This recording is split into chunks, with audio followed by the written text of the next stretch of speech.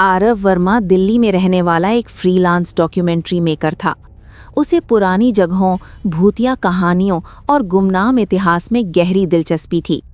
जब उसे अपने दादाजी की मृत्यु की खबर मिली तो उसे 15 साल बाद अपने पैतृक गांव चंद्रपुर लौटना पड़ा। चंद्रपुर, एक छोटा सा गांव जहां शाम ढलते ही सन्नाटा उतर आता था। दादाजी की वसीयत में एक अजीब बात लिखी थी, हवेली नंबर 27 कभी मत खोलना। आरव को हैरानी हुई। उसे याद था गांव के किनारे एक पुरानी हवेली थी, लेकिन उसे कभी नंबर से नहीं बुलाया गया। दाह संस्कार के बाद आरव ने गांव वालों से पूछा। सबका चेहरा बदल गया। सरपंच ने धीमी आवाज में कहा, बेटा, वो हवेली अब इस दुनिया की नहीं रही। गांव के सबसे बूढ़े आदमी भगत काका ने आखिरकार सच बताया। करीब 60 साल पहले हवेली में ठाकुर देवेंद्र सिंह रहते थे। धन, रुतबा और सत्ता सब कुछ था, लेकिन एक चीज की कमी थी, औलाद। ठाकुर ने तांत्रिकों का सहारा लिया। एक रात हवेली में ऐसा यज्ञ हुआ जिसकी आग आज भी लोगों के सपनों में जलती है। उस यज्ञ के बाद हवेली से चीखें आने लगीं और फिर एक रात पूरा परिवार गायब हो गया।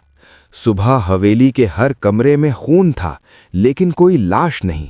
उस दिन के बाद हवेली को बंद कर दिया गया। नाम पड़ा हवेली नंबर 27। आरव ने चेतावनियां अनसुनी कर दी। रात के 11 बजे टॉर्च और कैमरा लेकर वो हवेली के सामने खड़ा था।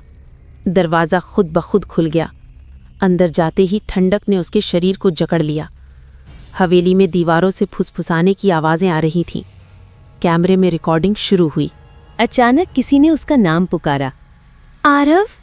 पीछे मुड़ने पर कोई नहीं। सीढ़ियों से ऊपर जाते समय दीवार पर एक परछाई चली जो उसकी नहीं थी। ऊपरी मंजिल पर एक कमरा था, 13।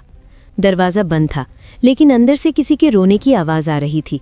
जैसे ही आरव ने दरवाज़ा खोला, कमरे में एक बच्ची बैठी थी, सफ़ेद कपड़े, खुले बाल, पीठ उसकी तरफ। तुम कौन हो? आरव ने पूछा। बच्ची ने सिर घुमाया। उसकी आंखें नहीं थीं, सिर्फ काला खालीपन। लाइट बुझ गई। आरव को होश आया तो वो सुबह थी, लेकिन हवेली बदली हुई थी। दीवारें नई थीं, लोग आवाज़ें कर रहे थे। ये हवेली का अतीत था। उसने खुद को 60 साल पहले पाया और फिर उसने देखा ठाकुर देवेंद्र सिंह और उसके साथ वही बच्ची जिंदा, ठाकुर की बेटी, जिसे यज्ञ में बलि दी गई थी। तांत्रिक ने कहा था, इस बच्ची की आत्मा हवेली की रक्षक बनेगी। लेकिन यज्ञ अधूरा रह गया। आत्मा फंस गई और जो भी हवेली में जाता वो उसका हिस्सा बन जाता।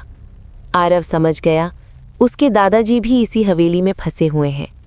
आरव ने बच्ची की आत्मा से बात की। मैं तुम्हें मुक्त कर दूंगा। उसे यज्ञ पूरा करना था। रात 3 बजे उसी कमरे में हवा चीख रही थी, दीवारों से हाथ निकल रहे थे। आरव ने मंत्र पढ़ा। अचानक हवेली हिलने लगी। बच्ची की आत्मा रोई, अब मैं जा सकती हूँ। रोशनी फैल गई। सुबह हवेली ढह चुकी थी। आरव जिंदा था, लेकिन गांव वाले हैरान थे। उसके कैमरे में आखिरी फुटेज थी। आरव खुद हवेली के अंदर दरवाज़ा बंद करते हुए, और स्क्रीन पर लिखा था, हवेली नंबर 27 अभी भी मौजूद है।